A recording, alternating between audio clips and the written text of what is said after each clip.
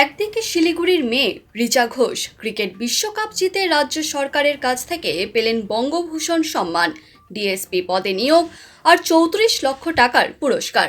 অন্যদিকে মালদার মানিকচকের এক সাদামাটা সিভিক ভলেন্টিয়ার নায়েমা খাতুন আন্তর্জাতিক ক্রীড়া মঞ্চে ভারতের পতাকা উড়িয়ে এনেও আজও রইলেন সেই পুরনো পদেই। ৩৬ বছরের নায়েমা ছোটবেলা থেকেই ভালোবাসতেন জ্যাভলিন থ্রো। সীমিত সুযোগ, স্বল্প আয় আর অজস্র বাধা পেরিয়ে তিনি পৌঁছে গিয়েছিলেন আন্তর্জাতিক প্রতিযোগিতায়, আর সেখানেই ২২টি দেশকে টেক্কা দিয়ে জিতে এনেছেন সোনার পদক।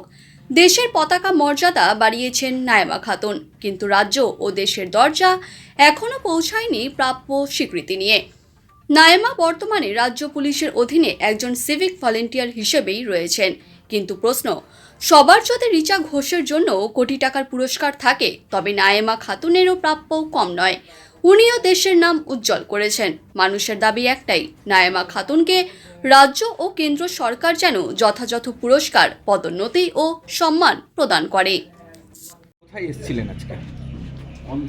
অত্যন্ত গর্বিত ফিল করছি আজকে আমরা এসেছি নাইমা খাতুনের বাড়িতে। গত 5 তারিখ থেকে 9 তারিখ আপনাকে 23rd masters Asia athletic championship 2025 আপনাকে চেন্নাইয়ে হেল্ড হয়েছিল।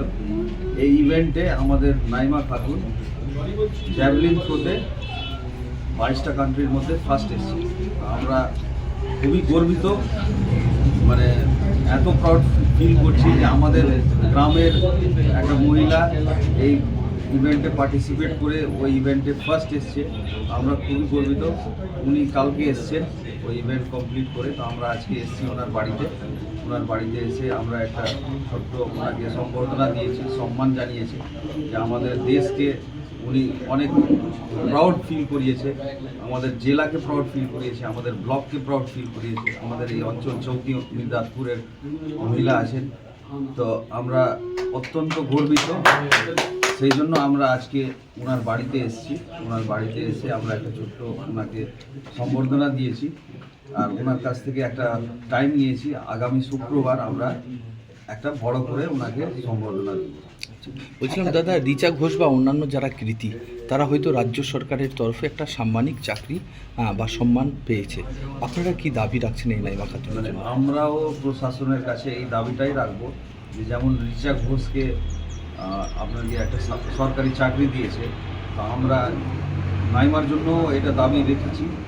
কালকে আমরা গিয়েছিলাম আইসি সাহেবের কাছেও গিয়েছিলাম, আইসি সাহেবকেও বলেছি যে আপনিও একটু দেখেন প্রশাসনিক লেভেল থেকে, যেহেতু আপনার আন্ডারে উনি চাকরি করেন, তো ওনার যদি একটা সরকারি চাকরি হয়ে যায় তাহলে খুব ভালো হবে। যেহেতু উনি তো দেশের জন্য ইভেন্টটাতে পার্টিসিপেট করেছে, দেশকে জিতিয়েছে। সার্টিফিকেটে লেখা আছে শি হ্যাজ কাম ফার্স্ট, কান্ট্রির নাম আছে ইন্ডিয়া।